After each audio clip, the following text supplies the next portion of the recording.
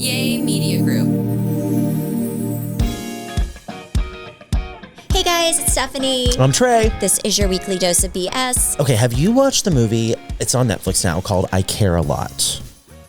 I don't think so. I watch a lot of TV, but I don't think I It came out watched a that. while ago. It came out in 2020. Well, that is, you're asking me about something I did like 6 years ago. Well, it's just now hitting. Rosamund Pike. She was in Gone Girl. Let She me was the see wife. her face. This girl. Let me see. What is it about? Because maybe. Okay, so it's about guardianship fraud. Okay. And so she plays this lady that, and this is a very, we've talked about this before, like on the podcast. Oh, yeah. Where she's kind of the one that's going around and like taking over people's lives. finances. Yes. So I watched this like 2 weeks ago randomly on Netflix, and I saw it. It's a great movie. I haven't seen it because guardianship fraud is like a very real thing. Mm-hmm. Like it happens often. There was another documentary called Dirty Money, and they talk about guardianship scams, and they went through like 4 different situations. So basically, this can happen to like anyone. This is not just like people that are quote unquote vulnerable. There could be. I could do this. If I was a licensed therapist, I could team up with a doctor and then also team up with a like a care facility. And I could go to a judge and say, hey, Stephanie is not in the right frame of mind. That could be and true. I need to take over her finances. And the judge would, if I presented enough evidence with this doctor that I can partner up with, we can prove that Stephanie is not able to handle her own life. And I could come in and be fully in control of her finances and her home. So this is like a thing where people will, over a certain age, and usually the ones that are targeted are people that don't have like other family, but oftentimes these people do have family. And I can be court appointed to be over Stephanie's finances, where she lives, all of her medical decisions, XYZ. And I could fully move her out of her house. I could sell her house, and I can decide I'm going to take 40% of these proceeds for myself. And there is nothing she could do about it unless like someone was able to somehow. So they did a whole movie about this. And it's all very real. I had a client like 6 months ago. I sold her a house like less than a year ago. She had a medical situation, was appointed, one of her family members was appointed as her guardian. I was going to list that house a few days ago, got a call from the guardian and said, hey, I am no longer her guardian. And I said, what? Why? And this is her only living family member. Okay. And she said, I don't know, but I have just been removed and there is someone random and no. I like now can no longer sell her house. And I'm like, oh my gosh, this is a guardianship scam. Like, why in the world would you not still be? So I'm an FBI agent on the deal right now. Did you figure out who it is? No. So we don't know who the guardian is. She has not met the guardian either. Neither parties have.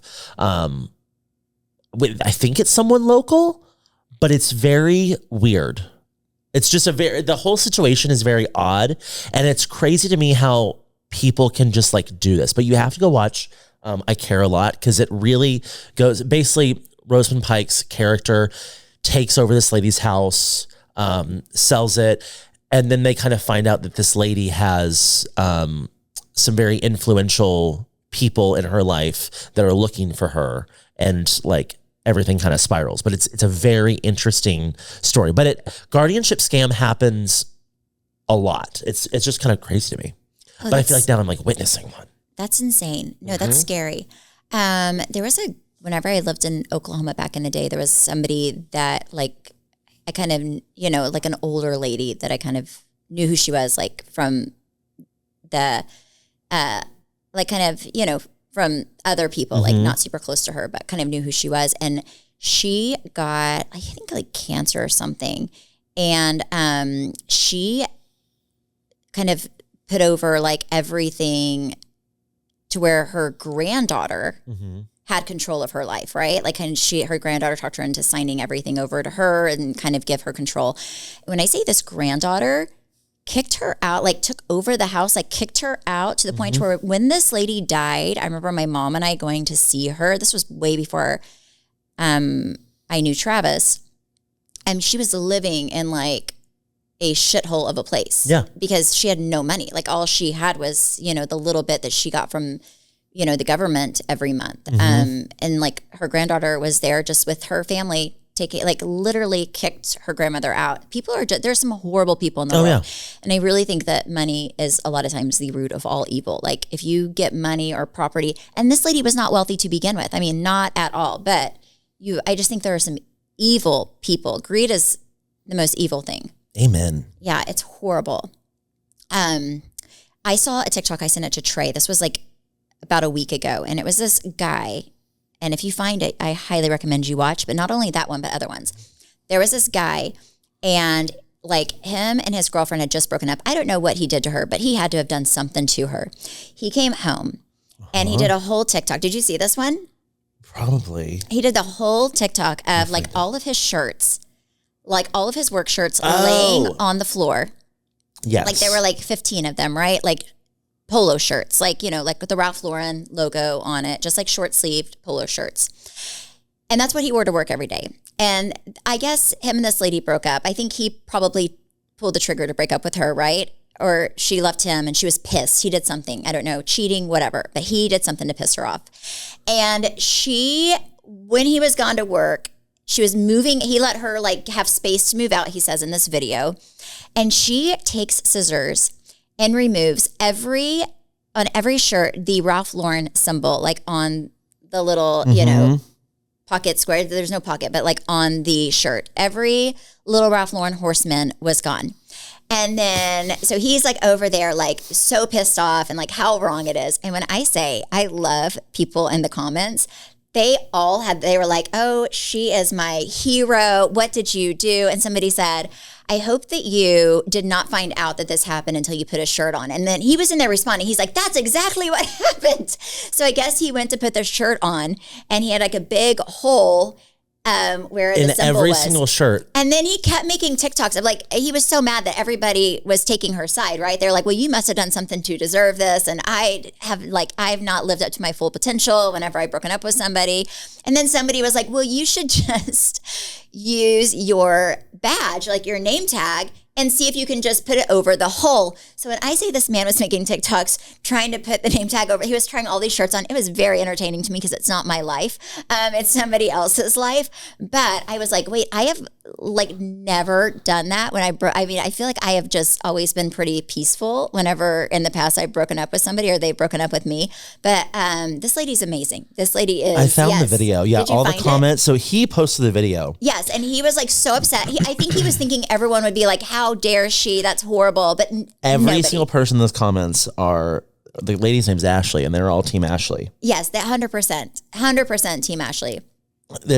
TikTok's great. The comment sections are always the best. They're so good. They are so good. But I have never, I feel like you've not liked people whenever it's not worked out. But have you ever, what's the craziest thing that you've had happen? I've also never had somebody do anything crazy to me whenever a relationship ended. Have you? No, not really. I do not. Trey has one friend who I feel like is a little off his rocker, who I think would do something like that. Mm-hmm. Jordan? Probably, yeah. But other than that, I do not. But but anyways, it's super funny. But I've never. I had a friend that broke up with a guy and she took his left shoe from every pair of shoes. See, that's good. That's petty and good. Mm-hmm. What else did she do? There was something that was like so. She stole his remotes. Stole his TV remotes. That's rude. Yes. That's kind of diabolical because he'll be looking for that for like a week. Hold on, I'm going to pause you right there. We have to take a quick ad break. We'll be right back.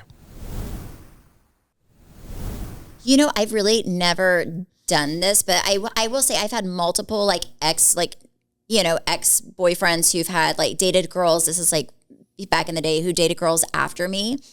And I will say this is very funny, and it also drives them crazy. And I was like, I'll play along with this because it's kind of funny. Where whenever this guy and the girl after me break up, the girl after me decides that she's going to want to be my friend just to piss him off and take pictures and stuff. And I play along. I'm like, I didn't really like him that much. So I'll take a, and I'm sure he's like, shit, what are they talking about? But other than that, that's really the only.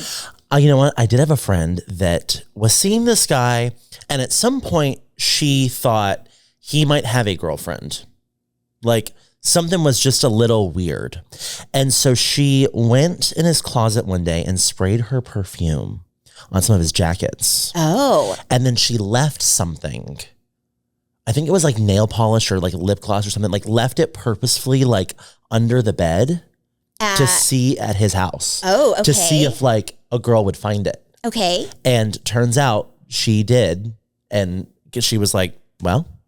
So the girl called her and was like, hey, we're dating the same guy. The guy was like, why did you leave blah, blah, blah at my house? And she was like, sorry, why is it a problem? And he was like, well, no, like, da, da, da. And she's like, that's why I left some at your house. Yeah. That's insane. Yeah. Being a girl's girl. Yeah. No, I am 100%. People can sense when something's off though. So I'm sure she was like, okay, there's something that, is not right in this. But yeah, I do love TikTok because I think the younger generation is just like, and I feel like you're the younger generation, Trey, but maybe not that young, I guess, are just so petty. And then you also can just get online and find so many petty things to do. I'm like, the way people get back at each other, I'm like, that's kind of brilliant. Well, you know, work smarter, not harder. Yes. You are raising a little petty king yourself, and I won't tell the full story. Oh, yes.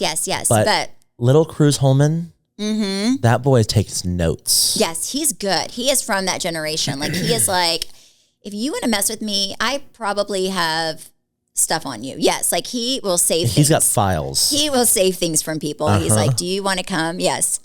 I'm super proud of him, actually. And it's not blackmail, it's negotiation. Yeah. He's like, Oh, yeah. No, I'm like, that's good. You know what? You're a sniper from the back. Yep. You're like a sniper from the back. Yeah. Cruz is crafty.